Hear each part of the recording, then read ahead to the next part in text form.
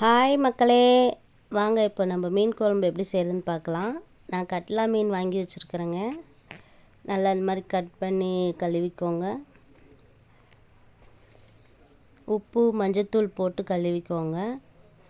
உப்பு மஞ்சத்தூள் போட்டோம்னா மீனும் நல்லா கல்லாட்டம் இருக்குங்க, கொல கொலன்னு இருக்காது. உங்களுக்கு கழுவுறதுக்கு நல்லாயிருக்கும். மீன் கவுச்சி வாடையெல்லாம் இருக்காதுங்க. உப்பு மஞ்சத்தூள் போட்டு நல்லா கழுவிக்கோங்க, இல்லைன்னா மீன் ரொம்ப வாசம் அடிக்குங்க. நல்லா 4-5 தடவை 5 தடவை கழுவிக்கோங்க. ரத்தம் இல்லாத அளவுக்கு நல்லா கழுவிக்கோங்க. இந்த மாதிரி கழுவி எடுத்து வச்சுக்கோங்க.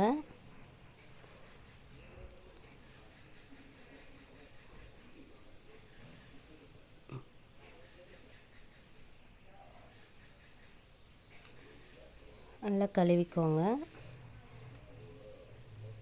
அதுக்கப்புறம் அடுப்பில் மண் சட்டி வச்சுக்கோங்க. மண் சட்டி வச்சு நான் ஒரு 3 கரண்டி எண்ணெய் ஊற்றிருக்கிறேங்க. மண் சட்டியில் மீன் குழம்பு வச்சோம்னா சூப்பராக இருக்குங்க. ஆயில் ஊற்றிக்கோங்க.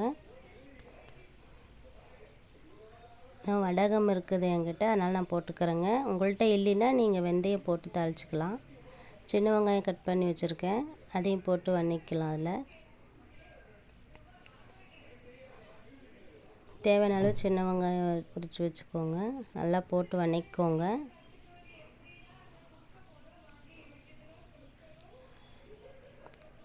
ஒரு கைப்பிடி அளவு போடணுங்க சின்ன வெங்காயம், அப்போ தான் நல்லாயிருக்கும். மீன் குழம்புக்கு சின்ன வெங்காயம் தாங்க நல்லாயிருக்கும். ரொம்ப போட்டு நல்லா வதக்கிக்கோங்க.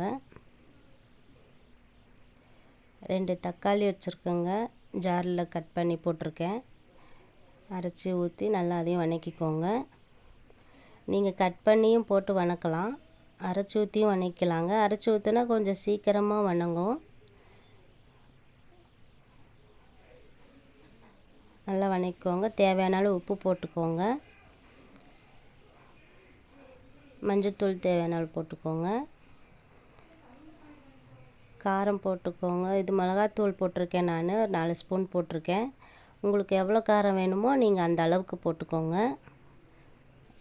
போட்டு நல்லா கிண்டி விட்டுக்கோங்க. நல்லா வதங்கணுங்க. நீங்கள் வீட்டில் அரைச்ச மிளகாத்தூள் இருந்தாலும் அதையவே போட்டுக்கலாம். காரத்துக்கேற்ப போட்டுக்கோங்க, எவ்வளோ காரம் வேணுமோ போட்டுக்கோங்க.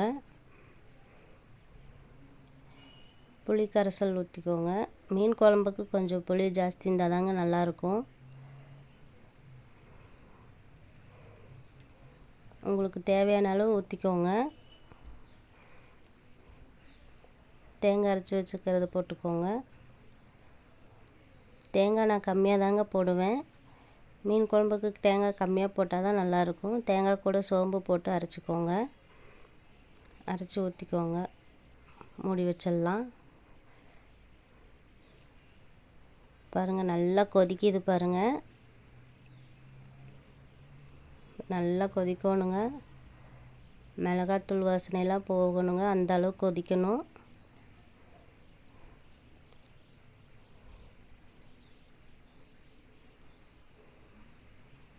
பாருங்கள் இந்த மாதிரி நல்லா சுண்டி வரணுங்க.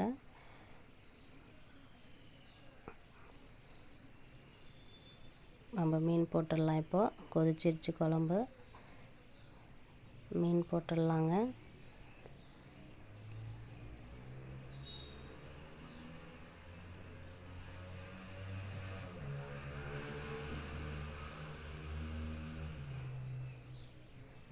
போட்டு நல்லா கிண்டி விட்டுக்கோங்க. ரொம்ப கிண்டக்கூடாது, சும்மா அப்படியே லைட்டாக கிண்டி விட்ருங்க. ரொம்ப கரண்டி போட்டு கிண்டிங்கன்னா மீன் கரைஞ்சிரும்.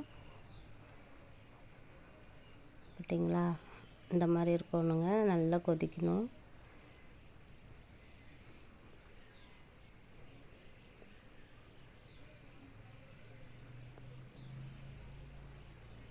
நல்லா இப்போ மூடி வச்சிடலாங்க. ஒரு 5 நிமிஷம் கொதிக்கட்டும் நல்லா.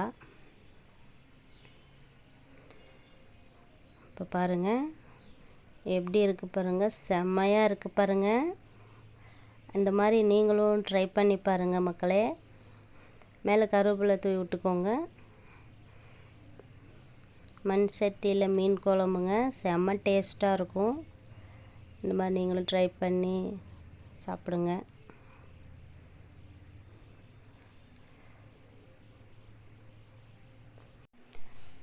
பாருங்கள் எப்படி இருக்குது பாருங்கள்.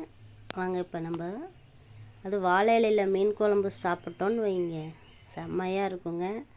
வாழை இலையில் சாப்பாடு போட்டு மீன் குழம்பு ஊற்றி சாப்பிட்டோம்னா செம்ம டேஸ்ட்டாக இருக்குங்க. பாருங்கள் மீன் வறுவல் பாருங்கள். அந்த ரெசிபி நான் உங்களுக்கு காட்டுறேன். சாப்பாடு போட்டு சூடான மீன் குழம்பு, சுவையான மீன் குழம்புங்க. பாருங்கள் மீன் குழம்பு ஊற்றி சாப்பிட்டா சூப்பராக இருக்குங்க.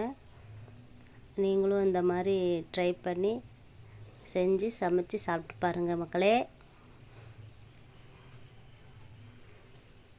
பாய் மக்களே.